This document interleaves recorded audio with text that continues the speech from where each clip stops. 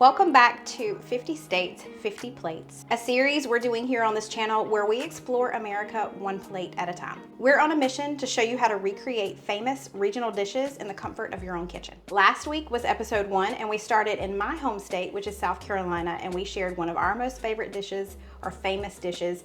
It's called shrimp and grits. If you haven't seen that, be sure to check that out. And speaking of South Carolina, I asked for some of y'all's pictures of my beautiful state, and y'all answered. So be sure to stay tuned to the end of the video. I'm gonna be sharing some of your pictures from South Carolina. And then at the end of that episode, we chose this week's state by a random draw, and it was Texas. So today for our episode 2, we are doing Texas chili, which happens to be the official state food, and it was designated that back in 1977. So we make chili all the time in our house. I don't know about y'all, but we always add beans, and I know that is a no-no when it comes to Texas chili. It ain't Texas red if it's got beans in it. They also call it chili con carne, but in my house, it's not chili without beans. So I think we've made chili maybe one time with no beans, but this will be our second try at it. I'm looking forward to this. I can't wait. This is going to be amazing. I already know. I know it's gonna be amazing. And in our house too, if you have chili, you have to have cornbread. And if you remember from last week, I used Colonial Milling's grits. I know a lot of you ordered from Colonial Milling and you ordered some grits, but they also have cornbread mix. They have corn flour, they have polenta, they have a lot of different things. But we are gonna be using their cornbread mix this week, and I wanted to show you that not only can you get their regular cornbread mix, but you can also get their gluten-free cornbread mix, which is really cool.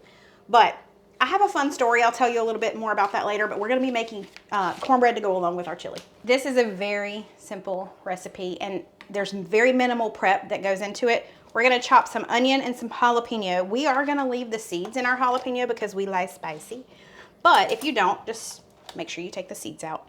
I'm gonna be using my handy dandy chopper just because it makes things so much faster. We got a mountain. Mountain of meat. Mountain of beef right there, Mount St. Beefus. Well, that's the thing about Texas chili, is because there are no beans, they add more meat. Love it. Show me the meat. So I've got our Dutch oven preheating to about medium high, and I'm gonna add in some olive oil. I'm gonna be using this garlic infused olive oil. This is from Palmetto Olive Oil. Highly recommend any of their products. We've tried a lot of them and we own a lot of them and love all of them. So I'm gonna add just a little bit of olive oil in here because we're gonna be sauteing our onions and our jalapeno in there. We just want it to get really soft. And at the end, we'll add in some garlic too, but we don't want that to burn. It's been about 5 minutes, so I'm gonna add some garlic in. And you could do fresh garlic, but I'm just taking the easy way out. We're gonna let that hang out for about a minute, and then we will add in our beef. I've got about 1.5 pounds of 85-15 beef. You don't want it to be too extremely lean. I'm also gonna salt and pepper it at this point. He's not happy with me right now. Don't do it. I'm not gonna get all of Fat the grease. is flavor. Fat is flavor. I'm not gonna get all the grease. Leave the fat. I'm just gonna get some. No. We're leaving a lot of it, I promise. I promise. Okay. I'm not taking all of it. Okay. Because there's a good bit. I can't leave all that. That's just a little too much. Team flavor. There's gonna be plenty of flavor, I All promise. right. All right, look, I'm leaving all that behind. Look at all that. Yay. There's still plenty. Okay, good. Okay. That's a lot of fat left behind. Yay! It's gonna be good. So let's add in some chili powder. You can do regular chili powder, but I really love dark chili powder. So I'm gonna go in with at least a couple of tablespoons, maybe a little more. There's 1, 2, let's go in with just a little bit more. About 2.5. We need maybe a little over half a teaspoon or tablespoon of dried oregano. We're gonna use about 1.5 tablespoons of cumin. And then we're going in with about 1/2 teaspoon of ground coriander, which that is definitely something that we leave out. We don't normally do in our chili, so that's interesting. Yeah. So let's let all these flavors kind of toast up with our ground beef for a minute or two. It feels so weird to know I'm not adding in beans. I know. So weird. Oh gosh, that smells good. It already smells amazing. So I've got this tube of tomato paste. We're just gonna add some in. I'm really kind of eyeballing this and just kind of going with what I feel in my heart on that one. Next, let's add in some diced tomatoes. Now, I love fire roasted diced tomatoes, adds to the smokiness. So add those in with their juices. And then we need about a cup or about 1.5 cups maybe a little more of beef broth. I've got this bone broth here. I don't think I have quite enough, so I've got extra over here of just like regular beef broth. But let's measure this out. Okay, we're going in with 1.5 cups. Now this is gonna probably make enough for me. Probably 4 or 5 servings. So if you needed to make a big pot, definitely add more of everything, but. Baby, that looks so good. It does. Let's let that come up to temperature. I'm already proud. So now that it's come up to a simmer, we are just gonna let it simmer and hang out for about 30 minutes to an hour on about medium low. We're not gonna cover it. We want the liquid to reduce down just a little bit. But while we wait on that to cook, it's time for cornbread, baby. So you hear the saying, don't mess with Texas. And it's kind of like a state pride type thing, but it didn't start out that way. What do you think that slogan came from? Who do you think started that slogan? I'm asking you, but I'm also asking him. I'll tell you this. It started back in 1985. Okay. And it was a slogan for a particular campaign. Like a presidential campaign slogan? No. What kind of campaign would you not want to mess with Texas? Yeah, it doesn't really fit, and I love how it's kind of evolved into what it is now. But back in 1985, it was an anti-littering campaign. Is that right? Yeah, and it said, don't mess with Texas. So that's kind of how that started. The Department of Transportation came up with that. They used it, and it stuck. And now most people don't even have a clue that it had to do with littering. They just say, don't mess with Texas. So for cornbread today, y'all know I have a cornbread recipe that we love. But we're going to follow the recipe on the back of Colonial Milling's cornbread mix. It's their cast iron cornbread. So we're going to follow this exactly. While I unwrap, we need a whole stick of butter. So instead of we use Crisco, we're going to use butter this time. While I unwrap this butter, let me tell you about what happened when I shared Colonial Milling this last time. We knew that they were somewhat local because Sweet Tea Station carries their stuff. So I knew they were somewhat local, but I didn't know just how local. And I didn't know that I knew the wife. It's a husband and wife duo. I knew her from many years ago. We went to church together as little kids. We also went to high school together. She was a year ahead of me. Once she found out that we had shared their product, she reached out to me, and I went to their Instagram page and I started looking, and I said, I know her. And so we started messaging back and forth, and I asked her maiden name, and yeah, lo and behold, we knew each other from way back when. I haven't seen her in 25 years, but her and her husband are so incredibly sweet. I went over to their house, to their farm, and I got to chat with them for a little while and just kind of catch up and go over everything. And it was just the neatest experience. Stephen and I are actually going to go to the farm, and we're going to film at some point. So I can't wait to share that with you. But yeah, it's a small world. I can't believe that, number one, we used this and they were right down the road. They're in Pauline, South Carolina. And that I knew the wife of the team. It's just insane. All right, I'm gonna add this whole stick of butter here, and we're gonna go stick this in the oven. We're gonna preheat it, and it's gonna melt the butter. And this is all in the directions on the back of the bag. So let's preheat this to 425. It says to add a couple of eggs to our bowl. Yeah, I'm so excited about this. And then we're also gonna add I think 1 1/3 cup. Yep, of buttermilk. So I've got the whole buttermilk here. I don't ever do the low fat. I always do That's right. the full fat. I'm gonna shake it up a little bit. But 1 1/3 cup. I'm gonna add that in. And we're just gonna whisk this together. You don't know somebody till you make their cornbread. Look, y'all, I just looked at the ingredients on this, which they use heirloom corn. So it is not just your regular old corn. There's something special about their stuff. But I was just looking at the ingredients. Nothing in here that you can't pronounce, which I love. But there is an ingredient in here that we don't normally add to our cornbread. Sugar. Oh boy. So I'm hoping that we still love this. I'm sure we will. I know we will. But we don't normally add sugar to our cornbread. So that's interesting that there's sugar in here. But all right, we're going to see. We're going to do it. We're going to get to know these folks. Okay, so we're going to add in the entire cornbread mixture package. That is pretty. It is pretty. So we're just going to do this now. It may still be lumpy, kind of like when I make it like his grandmother. It's still got some lumps in it, and that's okay. Once that butter melts, we're going to be adding a good bit of that butter into this mixture. So. Oh, that just looks so pretty. It does. I think that's good. Let me check on our butter. Our butter is melted. So here's what we're gonna do. I'm gonna kind of swish it up on the sides, you see what I'm doing here? Just to kind of coat the sides a little bit. But we're gonna take about 7 tablespoons, so almost all of this, and add it here. I love that there's a little pour spout on here. Okay. Yep, the rest of that is just coated in there. So let's stir this around. Ooh, that is some flavor. Just trying to make sure it's mostly incorporated, and then we're gonna pour it over here into our hot skillet. Ain't she pretty? Yes, she is. That right there, that looks fit to eat. So this is going in the oven at 425.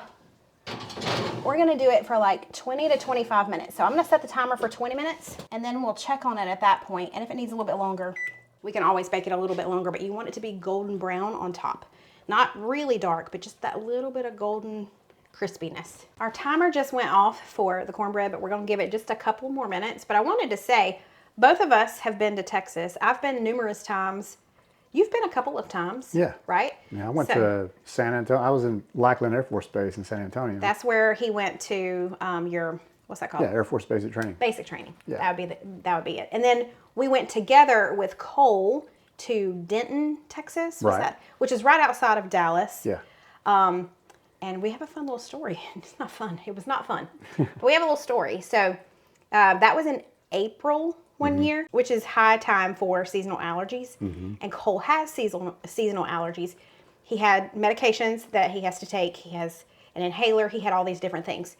But he wasn't used to the allergies or the things there. And I believe it was called the mesquite oak. His throat almost completely closed up. We had to rush him to the emergency room. Right. And they had to give him a steroid shot to help him. It was a very scary experience. He was wheezing. It was very scary. So Denton, Texas, during pollen season, a little dangerous for Cole. Yeah. But I also used to go to Texas. I would go to Dallas every summer when I was a Mary Kay sales director. I would go for seminars. So we love Texas. Look at that consistency. And if you want it to be a more liquid consistency, you could always add a little more stock to it. But I'm really excited about this. I think that's perfect. Yeah, it looks great. She pretty? That looks great. Wow. This is lovingly known as our cornbread container. I think you're supposed to put cakes and stuff in there. Y'all know I don't bake. I always just do cornbread. But what you want to do is kind of shake the skillet to make sure that it loosens up. Kind of twist it a little bit too. There it goes. Yeah.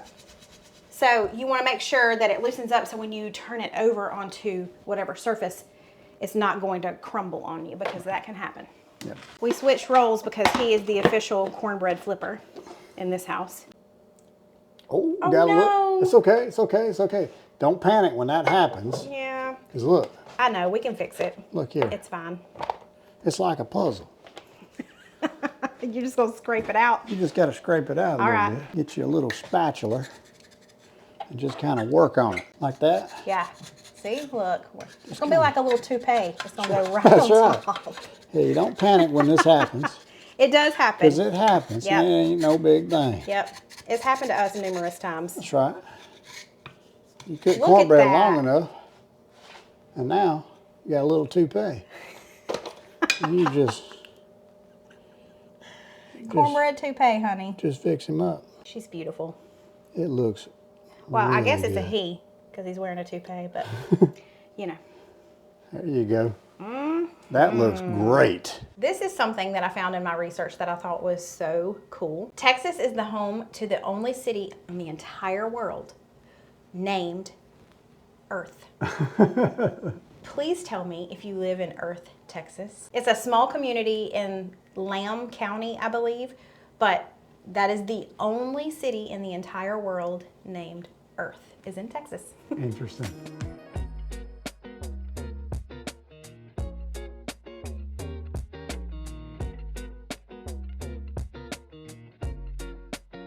So one thing I forgot to do was check the salt content before we plated it up. So we may end up adding some more salt, who knows. But let's see what Cowboy Steven has to say. Yep, I got the cows put up. Oh, That been is a not his long hat. day on the range. Just so y'all know, that's Cole's hat. But, you know. Howdy, partner. Let's get involved. I am more than ready. I am super excited about this. I'm so hungry. Man, you're talking about looking good, smelling good. It's gonna be good. All right, first spoonful here of the Texas chili. Here we go. Oh man, that is delicious. The cumin, Okay. the coriander, that is special. No beans and I'm not mad. Okay. It's got a little, you know, stew, little juice, little sauce in there, you know? Right. When that hits you, that is special. Of course, that cheddar cheese that you put on top That helps. comes in. I love me some cheese This on my is chili. delicious. Man, I just love that dark chili that you put in there. Yeah. Super bold. Yeah, it You did is. such a good job. Thanks. It looks delicious. All right, you gotta test the cornbread now. All right, cornbread, here we come. Oh man, wow, Is buttery. it good? Oh, I'm sure. Yeah. Man, great soft texture. Okay. Super, Don't say it. yeah, but that word that you don't like, Not dry and crumbly. man, Good. what are you talking about? And it's not too terribly sweet. Okay, good. No, it doesn't have a whole lot of sweetness to it. All right. But the butter flavor is out of this world good. Well, I'm excited to try Super good. all of this. Okay, here we go. I put some sour cream on mine because that's what I really like. You had to doctor it up a little bit. You don't miss the beans. Because there's so much meat. Right. It's very beefy. Yeah. It's very, everything about it is just like a rich, deep taste. Right. I don't know how else to describe that. Right. And I love that you chose that darker chili. I think that's, Yeah, I love that dark chili powder. Yeah, I've it's gotten to where just that's all super I good. use. yeah, Okay, super good. cornbread time. Yeah, taste that cornbread. Oh, it's been kind of Oh, yeah. soaking in the Got chili. a little bit of the chili juice. That's good. Oh, good. Isn't that good? That buttery flavor. And it's nowhere near as sweet as like a Jiffy corn muffin mix. Right, nothing like that. No. I'm not mad at the very small amount of sugar that's in Yeah, that. it's really good. Very good. It's delicious, isn't it? That's really good. Such a good meal for this day, especially since it's 20 degrees colder than it was yesterday. Yesterday was like 70 degrees. Today's high is like 50. Right. It's been, I think they're calling for snow this week too. Oh.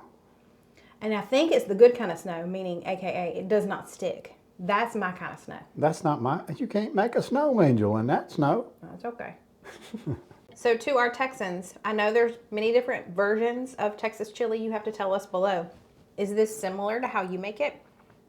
What ingredient did I not use that you use? I want to know how to make your Texas chili. We're about to go in there and draw the next state. However, we are going to take a look back at y'all's pictures of South Carolina.